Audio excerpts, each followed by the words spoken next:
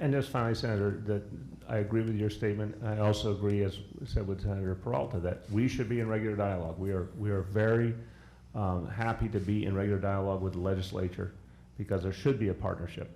That's a different question from how to manage the day-to-day, hour-to-hour of a system with 1.1 million kids. But at the same time, we honor the fact that we want to be in regular communication with the state government about how we do things together. Thank you. Thank you, which is what this committee is doing right now. The fact of this hearing is a matter of oversight. We spend $9 billion of the taxpayers' money, we send it to the city of New York, and the residents of the state of New York who pay that money, who pay those tax dollars, because it doesn't all come from the city, have an expectation that we know what we're doing and we're going to ask some questions, which is what we're doing now. We're trying to get information and clarify issues and clear it up, because these people, whether they live in the city or not, have to vote on that $9 billion. And they should do so with some level of intelligence. Senator Montgomery. Yes, thank you. I want to first thank the chair for holding this hearing. It is important. And for future generations, what we do this year and every year thereafter makes a huge difference for young people in our state. So I appreciate this opportunity. And I want to just say to you, Mayor de Blasio, I want to thank you for all of the positive things that have happened.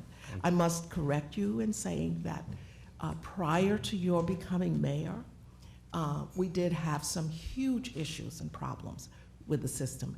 And it was based on the view of the administration as it relates to education policy. So I want to just make sure you understand you have made a difference. Thank you. And if I may just interrupt briefly, you and I agree, I think, on many, many of the areas where there were real differences with the previous administration. I think I can say honorably and honestly, there were areas of real achievement that we have built upon. There were areas of real disagreement where we've tried to make major changes. I don't feel any contradiction in acknowledging those two realities. Thank you. I do want to say I've said publicly and privately that the best thing that has happened, in my opinion, to the education system in the city of New York is Chancellor Fariña. Amen. And as you know, the people who came to be chancellor prior to her, I believe 4 chancellors before her, all were required a waiver because they did not possess what she has brought to the system. So I want to compliment you on that. I agree with your assessment entirely. Okay, thank you. So I just want to say now, we're talking about, you mentioned the structure and how that is obviously related to policy, but certainly we can do very much different with the structure and still maintain a level of excellence and integrity, hopefully, depending on the chancellor. So my question to you is, if you are no longer the mayor, and we do not have a mayor with the same goals and interests that you have, and vision that you have, and commitment that you have to the youngsters in the system, and therefore we won't have an opportunity to have a Chancellor Fariña leading our system. Maybe we'll have another kind of business person or someone who really doesn't have her level of expertise and commitment and skill. How do we ensure that that person who does not have the same commitments that you have, we can depend on that person to select a Carmen Fariña?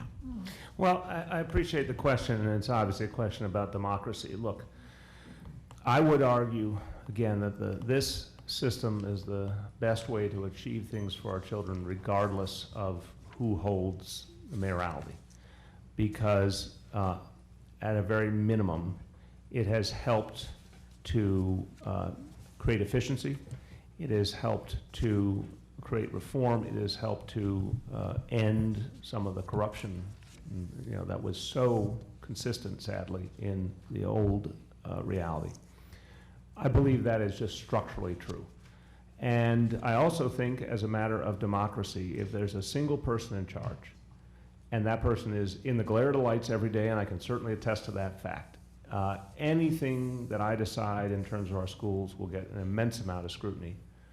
And there's always consequences in public life, as you know. If you do something the public disagrees with, even on a single issue, it affects your ability as a leader to do any number of other things. So there's a constant feedback loop, a constant accountability reality, separate even from the ultimate accountability of elections. I just believe that is structurally sounder, and I don't believe there's any governance system for schools that has been found to be better. So the question then, what would happen if someone came in with a different approach or a different philosophy? Well, you know, I'm enough of a believer in democracy to say that person would have had to argue their case to the people in the most transparent era we've ever been in the history of humanity. Because of digital media and everything else, there is the most information available and the greatest opportunity for people to participate. If someone comes in with a vision and wins an election in that context, the people have spoken, is my view.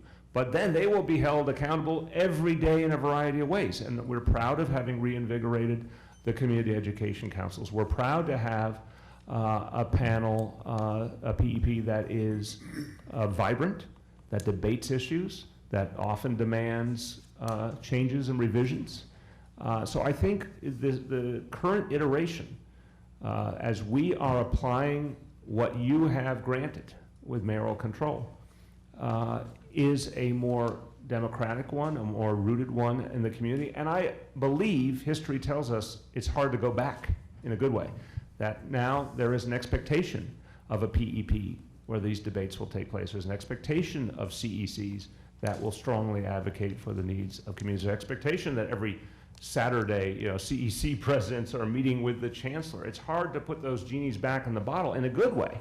The bar's been set higher. I also believe, one last point on the educator point, I'm very proud to have named the first educator of the last 5 chancellors. It was absolutely necessary. You know, it was something I pledged to the people I would do. I think that's going to be also a very big pressure on whoever is in the future in the mayoralty to continue that tradition, because Chancellor Farini's results have been so positive. But I think parents believe an educator should run the school system. So I think some of this goes beyond even any one election. It's something changing, I think, in the expectations of the people and the parents. Quite frankly, Mr. Mayor, Please. I am looking at the presidential campaign right now, Touché. and I have some real fears about what we could end up with.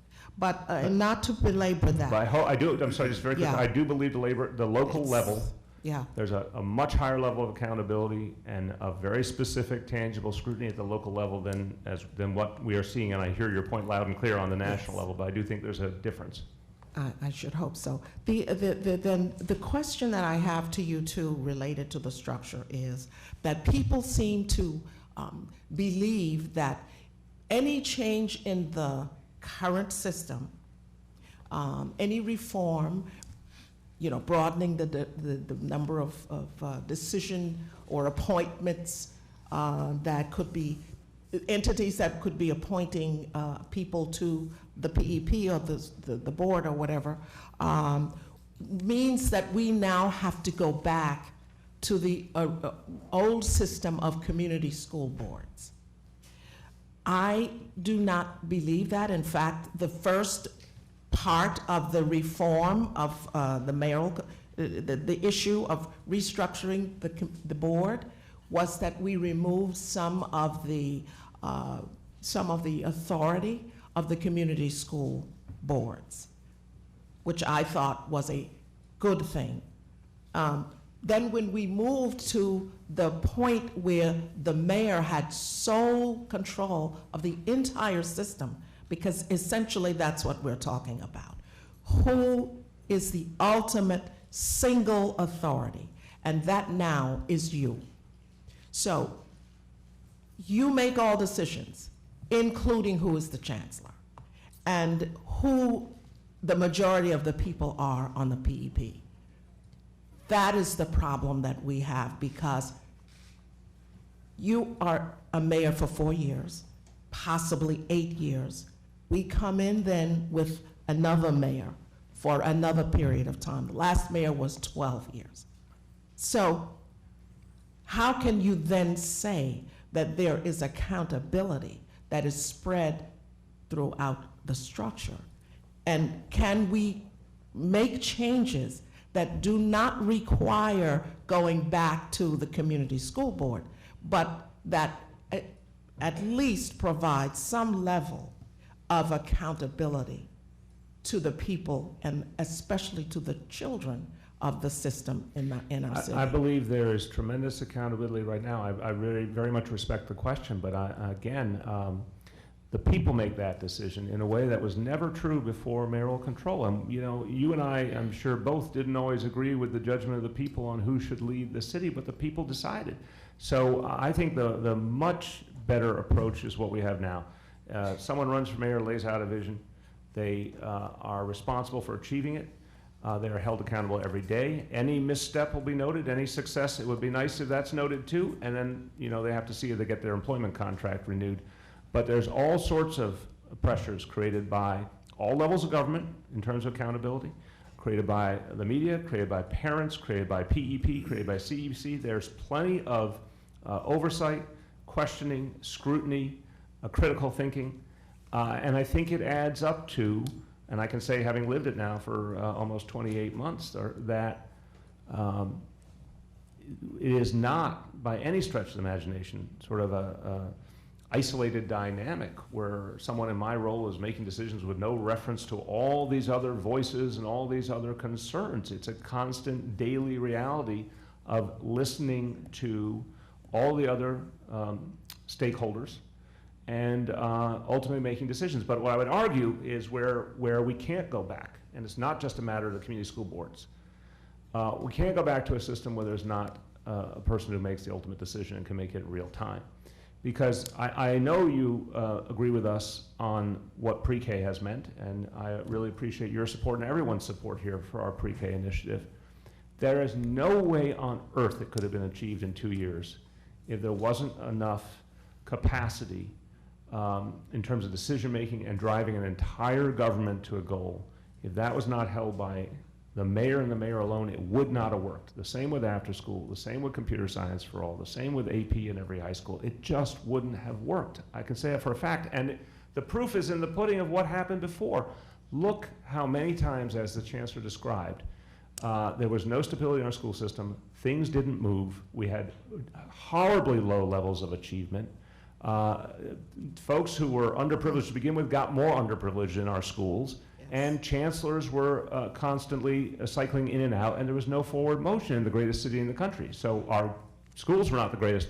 Our governance was not the greatest. Today, by contrast, we are in a position to be a national leader on education and reach people in a way we never have before, and address inequity in a way we never did before. But that requires urgency. You cannot achieve urgency if there isn't an ultimate decision maker.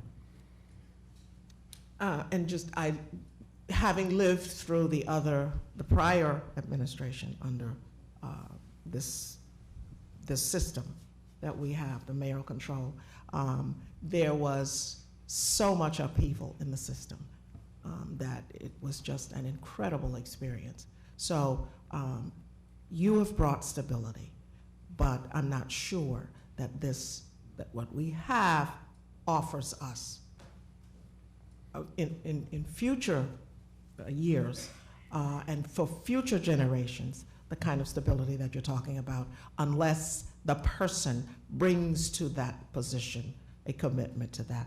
But I will just, one last issue that I'd like to raise with you. We talk about issues around services to children, and the 94 schools in particular that are the renewal schools. The renewal schools. Yeah. I want to thank you, and I love the community school programs and all of those things that you've done that have made a difference. And I'm very much aware that they came because of our chancellor. So I want to thank the chancellor right here.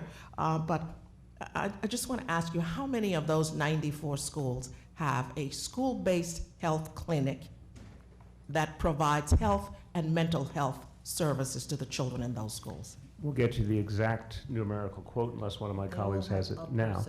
But I let me, would appreciate, and let me just clarify Yeah. that the goal for all renewal schools are also community schools under our model. yes, And the goal for all our community schools, which is an initiative that's really taken shape over the last year or two, yes, is that physical health and mental health capacity be embedded into every school. It's part of what I think is so powerful about the community school concept, is to be able to address what, and we were talking earlier about the eyeglasses, whether it's an eyesight issue, which we know historically many good young people That's right. weren't diagnosed as having an eyesight problem, and it held them Yes. back educationally. sure, Young people who had dyslexia and no one figured it out till it was too late. Or so physical things, but also mental health challenges. So right now, there's some capacity, but the idea is in every school to have substantial capacity, both on the mental health and the physical health side, in all community schools, ergo all renewal schools. thank you for that. And I just want to again say thank you to the Chancellor for the vision that you've brought and the hard work that you do to make this system really work and be responsive to the children in it. So thank you. Thank you. Thanks, Mayor. Senator Comrie. Thank you, Mr. Chair. It's on. Okay. Thank you, Mr. Chairman. Good afternoon, Mr. Mayor. and Good afternoon. Chancellor. Appreciate you being here all day to listen to our concerns, and want to thank the Chair for holding the meeting, and it is an issue that impacts everyone in the state. I want to align myself with some of the comments that Senator Montgomery said in terms of the fact that you have raised the bar by hiring an excellent chancellor to govern the system and to ensure that there's a better level of discourse. She has truly changed the focus and made it better in many ways for people to communicate with the chancellor directly. And I want to applaud you and the chancellor for everything that you've done since you've arrived to try to improve the mayoral control system. As you know, I represent Southeast Queens, and we have many schools in the district that are in dire need of extra resources. And one of the issues that I wanted to bring up, since people are bringing up things other than mayoral control, today is the funding formula. If a school is behind, they can never catch up under this funding formula. If a school has no science labs or no curriculum extras, they can never catch up under this funding formula. The teachers, the principals are restrained in their ability to handle everything, since they're handling everything from maintenance to programming to extracurricular programming. They can never catch up. And I would strongly take a look and hope that we can have more discourse about the funding formula. Because if every school is getting dollars per child, a school that is already a decade behind can never catch up.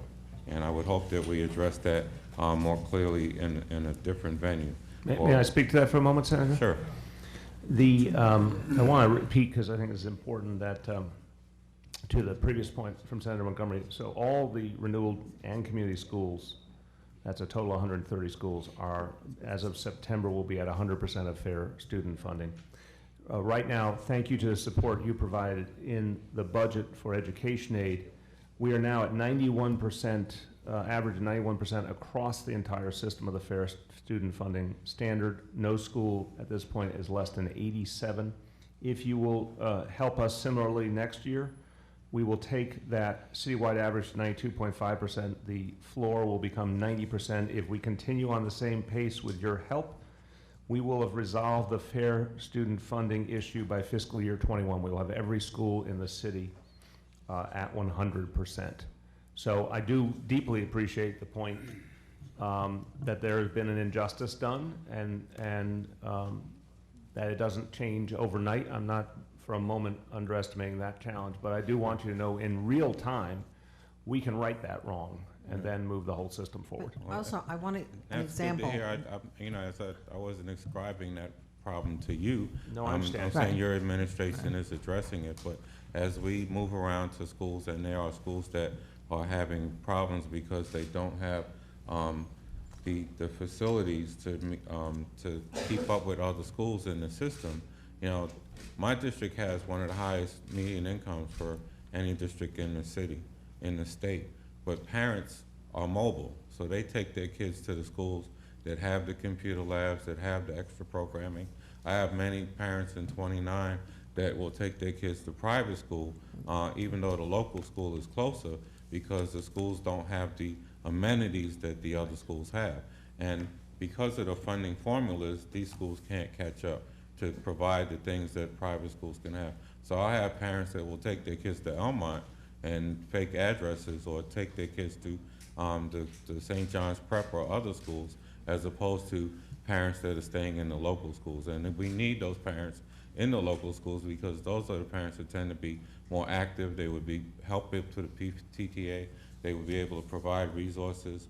But because they see that the local schools are not comparable for a homeowner, if you come out to you were at my community this weekend, Mr. Mayor. Sorry I couldn't be there, but I had a commitment to another church. You know, it's not an impoverished community. As I said, people are proud of their community, and they want their local schools to reflect that. And right now, most of my local schools don't reflect that because of the funding formulas that have been in place. I hope that we can do more on the state level to continue this program, but I wanted to just raise that as an overall issue. Because I want to bring it back to the debacle that's happening at 109 at the end, but the chancellor raised that can of worms, so I'll bring that up later. So, but I wanted to focus on mayoral control, and I believe there should be mayoral control. And you know, as a former school board member, as a parent with 2 children that went through public school, you know, I understand the differences, and I understand having one point of our responsibility, and I think that's important. My concern with mayoral control is that DOE has now become an overall oligarchy in some ways, that there is not there needs to be more opportunity for input. There needs to be more opportunity to talk about policy changes. There needs to be more parental input, and especially with co-location, the process for co-location with parental and community input is horrible.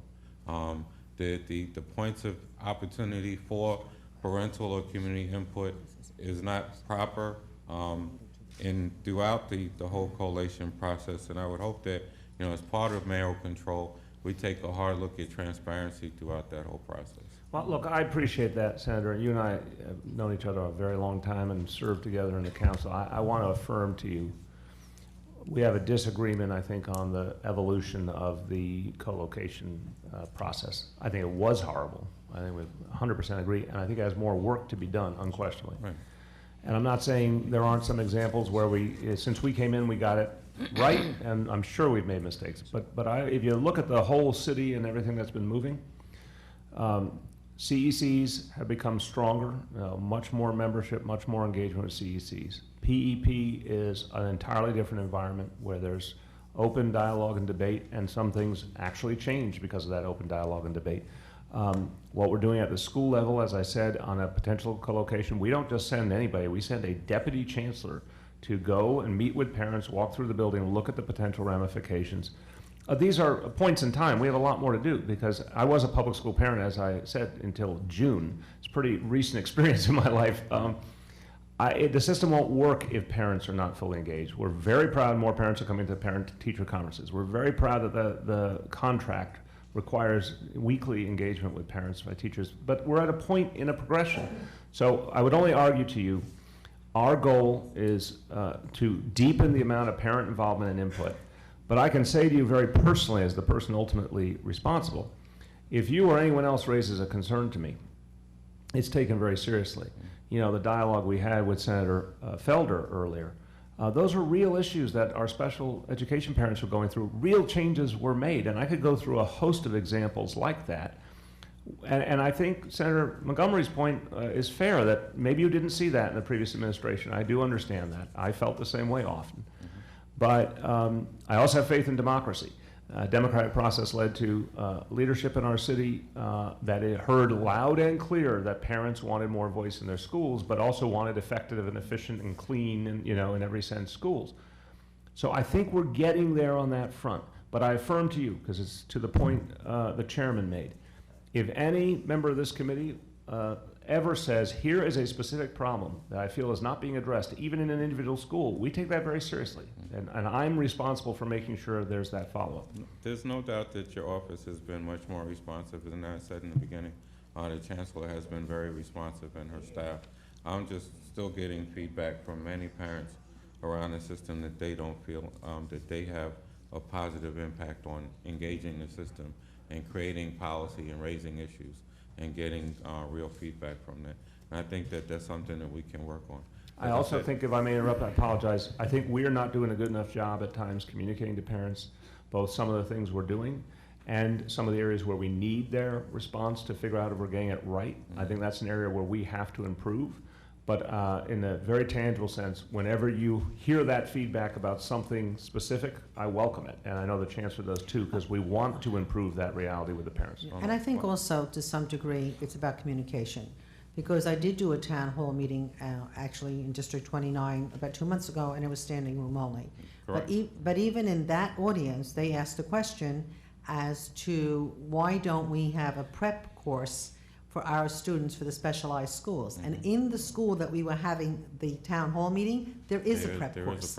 But they have to go after school, they have to go on Saturdays. So a lot of the changes that we make also require some parent responsibility. So we can offer things, but if parents don't take advantage of them, that's not going to help. Right. And the other thing that you and I have discussed in the past, and we came at it from two different points of view, was August Martin. Right. And there was a lot of negativity. This school going into next year has an increase in enrollment. Yeah. Because we did everything, renewal school, new principal, we had that discussion, and actually has now become a focus that other people want to be into. So I think it's, some things we're trying that are new, some things will work, some won't always work, but I think having the open dialogue and being able to talk to each other is the most important thing. No, I've appreciated the open dialogue. And again, I'm not targeting this to just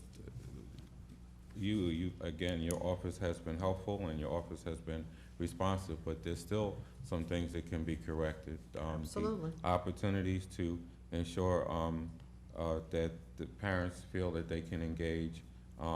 My parents have some of the longest commute times in the city, or as it is, so hearing that they have to take their child on a Saturday to a program when they would prefer to do it after school for the engagement program so that they could get the specialized high school test would probably be more palatable to parents, because then they know that their child is in school until 6 o'clock, which would be better for them with a long commute time anyway. So that's why when you heard the groaning at the meeting on about Saturday, it's another day that a parent has to, take their child. But just to stay on the mayoral control before I grouse about 109, the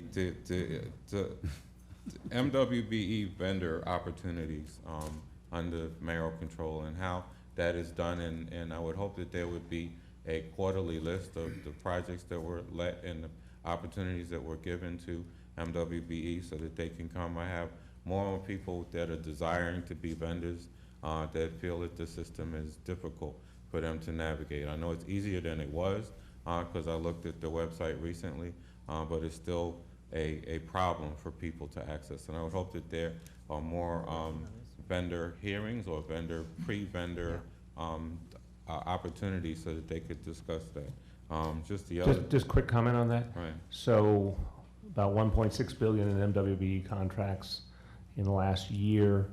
The goal is 16 billion over 10 years.